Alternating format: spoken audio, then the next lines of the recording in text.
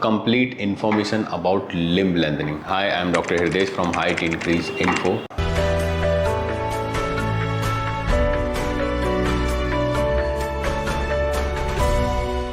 तो आज हम बात करेंगे लिम्ब लेंथनिंग सर्जरी के बारे में कि लिम्ब लेंथनिंग सर्जरी होती क्या है और ये कैसे काम करती है। फर्स्ट बात करते हैं एक्सटर्नल की। एक्सटर्नल जो कि इलीजारो फिक्सेटर से लेंथनिंग होती है। स्टार्टिंग में इसको यूज करते थे एज ए फ्रैक्चर को यूनाइट करने के लिए, जिसका कंपाउंड फ्रैक्चर है उसमें ये फिर फिक्सेटर यूज किया जाता था, या फिर सेकेंड जिसका बोन लॉस हो गया है, जिसको बोन इन्फेक्शन हो गया है, उस केसेस में भी ये फ्रेम लगाते थे इलीजारो फिक्सेटर, उसको लिम्ब को बचाने के लिए। अगर लेंथनिंग करनी है, हमने बीच का बोन निकाल दिया है तो उसको डिस्ट्रैक्ट करके बोन को कैसे बढ़ाना है, केसेस में इसको यूज करते थे। सेकंड, लिम्ब लेंथ डिस्क्रिपेंसी, जिनका एक पैर छोटा होता था, जिनका एक पैर बड़ा होता था ड्यू टू ट्रॉमा के वजह से, कोई चोट लगने की वजह से एक पैर छोटा बड़ा रह गया, या फिर बाय बर्थ ही एक पैर छोटा है या फिर बड़ा है, तो उन केसेस में लिम्ब लेंथनिंग सर्जरी होती थी। थर्ड, ड्वार्फ मींस जो लोग बौने होते हैं, बहुत ज्यादा छोटे होते हैं, उन लोगों में भी ये सर्जरी यूज होती थी। But now a days people are using for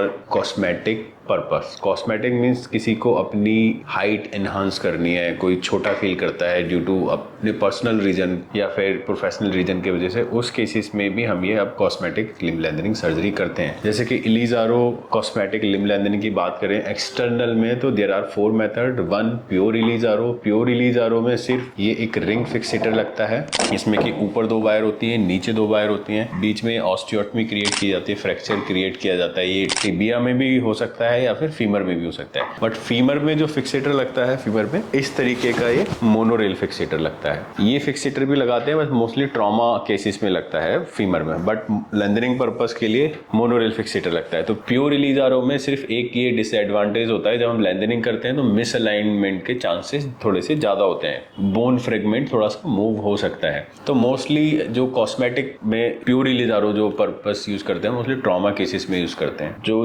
सबसे ज्यादा लेंथनिंग में यूज किया जाता है कॉस्मेटिक लेंथनिंग में, lengthening over nail means bone के अंदर एक नेल डाला जाता है जिसपे की बोन स्लाइड करती है, जिसमें कि बोन के मिसअलाइनमेंट या फिर इधर उधर जाने के चांसेस कम होते हैं। नंबर 2, जो हमारे डिस्ट्रैक्शन के बाद फिक्सेटर का टाइम है। सपोज हमने इसमें 5 सेंटीमीटर किया, 5 सेंटीमीटर करने में 2 से ढाई महीना लगा, उसके बाद हम ये एक्सटर्नल फिक्सेटर निकाल सकते हैं। नेल को अपर एंड से प्रॉक्सिमली लॉक कर दिया, या फिर सेकेंड जब हमारा डिस्ट्रैक्शन पूरा हो गया तो नीचे से लॉक कर दिया, उसके बाद ही फिक्सेटर निकाल सकते हैं। तो LON का ये बहुत बड़ा एडवांटेज है। प्योर इलीजारो की यहीं पे बात करें तो जब तक कि ये जो आपका बोन का गैप है ये फिल नहीं होता, जैसे कि हम बताते हैं कि 1 सेंटीमीटर गैप फिल होने में 1.5 से 2 महीने लगते हैं, तो 5 सेंटीमीटर किया है तो अराउंड आपको 9 से 10 महीने तक ये फिक्सेटर लगा के रखना पड़ सकता है। तो ऐसे केसेस में लोगों के पास पेशेंस नहीं होता, स्पेशली कॉस्मेटिक पर्पस में। इसीलिए मैंने बोला ट्रॉमा केसेस में तो आपके पास चॉइस नहीं होती है, तो you have to be aware this frame. Number 3 होता है LATN, lengthening and then nailing. Means हमने पहले प्योर इलीजारो की तरह लेंथनिंग कर लिया, उसके बाद जब आपकी लेंथनिंग पूरी हो गई, सपोज आपने 5 to 6 सेंटीमीटर पूरा कर दिया, उसके बाद में नेल इंसर्ट किया जाता है। लास्ट में नेल इंसर्ट करके ये फिक्सेटर निकाल दिया जाता है। बट इसका भी एक डिसएडवांटेज ये है कि टाइम तो हमारा उतना ही लगा जितना कि लेंथनिंग ओवर नेल में लगता है, बट फिक्सेटर निकालते समय जब हम नेल इंसर्ट करते हैं तो कई बार जो हमारा रीजेनरेट आया होता है, जो कैलस बना होता है, वो डिस्टर्ब होने के चांसेस रहते हैं। तो इसलिए सबसे सेफ मेथड LON ही करते हैं। सेफ इन द सेंस सबसे जो लोग ज्यादा चूज करते हैं वो LON, lengthening over nail. And number 4, lengthening and then plating. Means हमने लेंथनिंग प्योर इलीजारो की तरह कर ली और लास्ट में हमने उस पर प्लेटिंग कर दिया एक्सटर्नली। ये मोस्टली उन लोगों में करते हैं जिनका कैनाल बहुत पतला है, या फिर कुछ लोग चूज करते हैं कि सर हमें नेलिंग नहीं करानी, नेल नहीं डलवाना अपने पैर में, तो उसमें हम प्लेटिंग भी कर सकते हैं लेंथनिंग के बाद। एंड इंटरनल की यही बात करेंगे। इंटरनल में जैसे कि प्रिसाइज टेलीस्कोपिक नेल होता है, तो and that is very expensive also. So these are 2 methods. External में हमारे पास 4 चॉइसेस हैं, इंटरनल में नेल एक ही आता है, प्रिसाइज 2।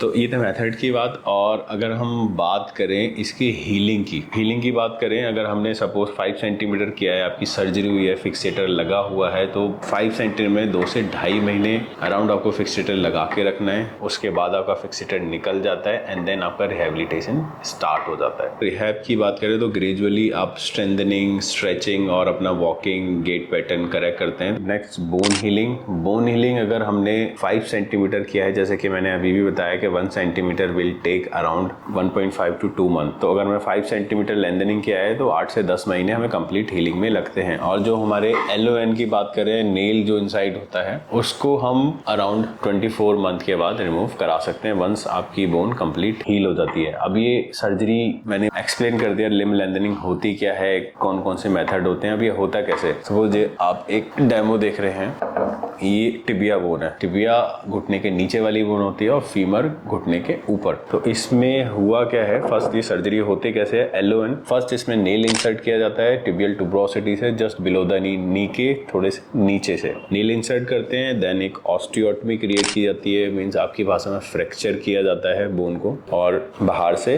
2 पिन ऊपर बोन को पकड़ने के लिए 2 पिन नीचे लगती है। ये एलिजारो फिक्सेटर है, रिंग फिक्सेटर, और धीरे धीरे फर्स्ट और सेकेंड रिंग से जो भी रॉड कनेक्ट है, इसको डेली 1 mm टर्न किया जाता है सर्जरी के 7 to 8th डे से। सो अगर आपको 5 सेंटीमीटर करना है तो it will take around 50 days, 50 to 60 days लगते हैं, क्योंकि सर्जरी के 7 to 8th डे आप स्टार्ट करते हैं और 50 से 60 दिन आपको टर्न करना होता है 5 सेंटीमीटर के लिए। ऐसे ही अगर आपकी लेंथनिंग ज्यादा करनी है तो डेज उसी हिसाब से कैलकुलेट होते हैं। लेंथनिंग ऐसे होती है। इसके बाद जब लेंथनिंग पूरी हो जाती है, फिक्सेटर निकालना होता है, इससे पहले नेल लॉक किया जाता है डिस्टली, ताकि जो आपकी एक गैप है बोन में वो मेंटेन रहे। उसके बाद फिक्सेटर निकाल दिया जाता है। और सेम थिंग फीमर में भी, जैसे कि मैंने एक्सप्लेन किया, फीमर में ये मोनोरेल फिक्सेटर लगता है, इसमें भी नेल इंसर्ट किया जाता है, यहाँ से फ्रैक्चर क्रिएट किया जाता है। प्रॉक्सिमली नेल को पहले लॉक कर देते हैं और फ्रेम लगाने के बाद 7 to 8th डे आप डिस्ट्रैक्शन स्टार्ट कर सकते हैं। Once you achieve your desire length, उसके बाद ये फिक्सेटर हटा दिया जाता है,